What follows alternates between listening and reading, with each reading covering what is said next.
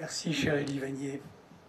Me voici donc pour la troisième fois en 30 ans, investi du redoutable honneur de m'exprimer en ce jour, qui est pour tous les juifs du monde un jour de deuil et de mémoire.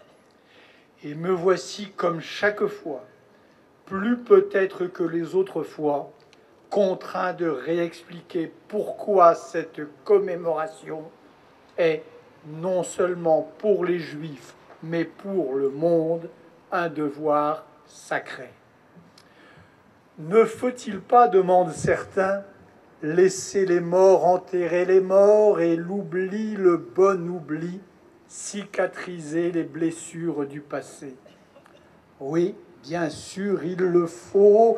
Il est toujours bon de laisser les morts enterrer les morts, et je dirais même qu'il n'y a pas plus juif, plus conforme au commandement de la Torah que cette injonction évangélique d'enterrer les morts très vite, une fois pour toutes, sauf, oui, sauf quand ce sont des morts qui ne sont justement pas enterrés, sauf quand ce sont des morts dont le mourir même impliquait qu'il fût sans tombe ni mémorial, sauf quand ce sont des morts dont la mort, n'est-ce pas, Père des Bois, fut programmée pour être une mort sans trace, sans vestige et donc sans sépulture.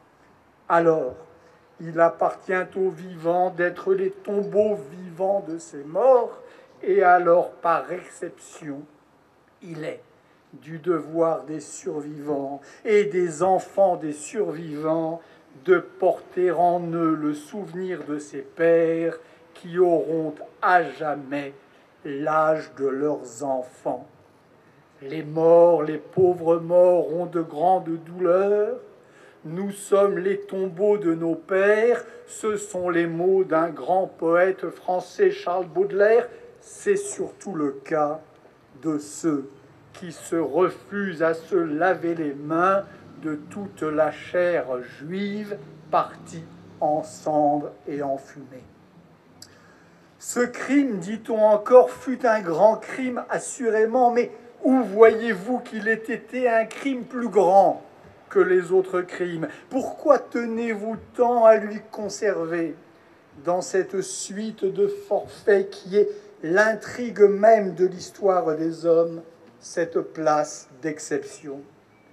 Nous ne tenons à rien naturellement, rien n'est plus étranger à la mémoire juive de la mort que cette idée d'établir entre les morts quelque échelle ou hiérarchie que ce soit, sauf que, là encore, il s'est produit avec la Shoah quelque chose qui se trouve être, nous n'y pouvons rien, sans précédent, et ce quelque chose, c'est une chasse à l'homme et un massacre qui impliquait non seulement l'absence de traces, donc de tombeaux, mais l'impossibilité pour les victimes de trouver un lieu, un seul, où se soustraire à leurs bourreaux, les Arméniens, qui furent, et cela est trop souvent contesté, les victimes du premier génocide de l'histoire n'étaient pourchassées qu'en Turquie.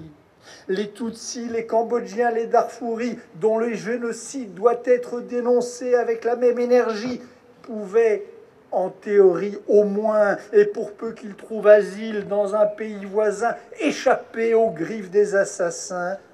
Pas d'échappatoire pour les Juifs visés par une Shoah qui se voulait une destruction totale, l'Europe entière, bientôt et en théorie le monde, devenu un piège immense pour le gibier juif traqué par les chiens de la SS et de la Wehrmacht. Une extermination, c'est cela qu'elle eut d'atrocement singulier, qui ne laissait pas de recours parce qu'elle se voulait sans reste. Cette notion d'extermination sans reste est importante pour une autre raison encore, très précise, très concrète. Et cette raison, c'est Israël.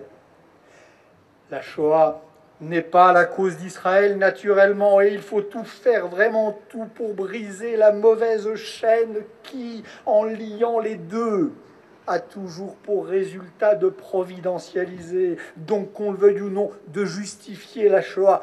Mais n'empêche, il y a une autre sottise que l'on entend partout et qui consiste à dire: oui, d'accord, un crime, oui, à la rigueur, un crime très singulier, mais les survivants de ce crime, pourquoi ne pas les avoir installés en Allemagne? Pourquoi un foyer national juif dans la seule partie du monde qui ne trempe pas dans le crime et qui est le monde arabe?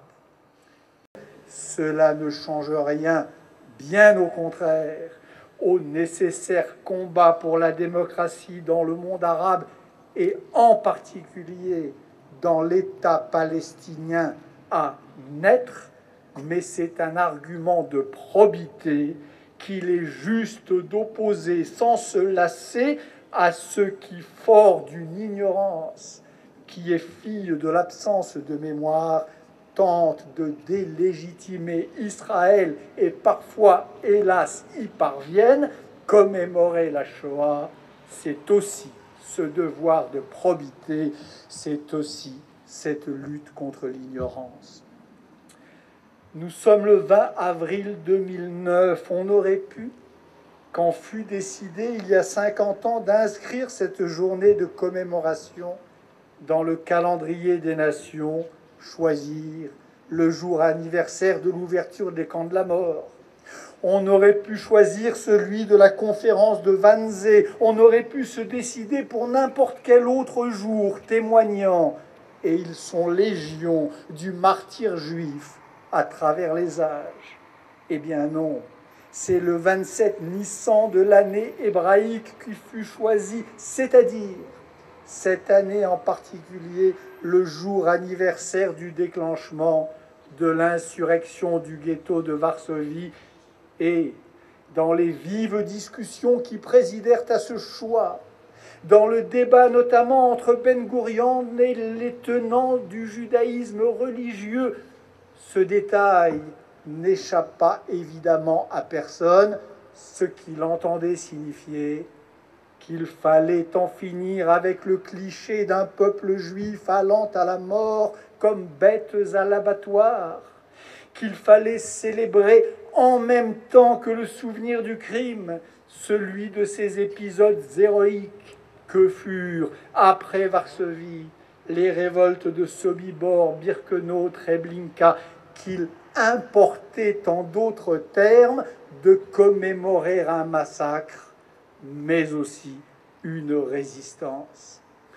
Pour moi, qui suis fils non de déportés, mais de résistants, cette volonté était essentielle.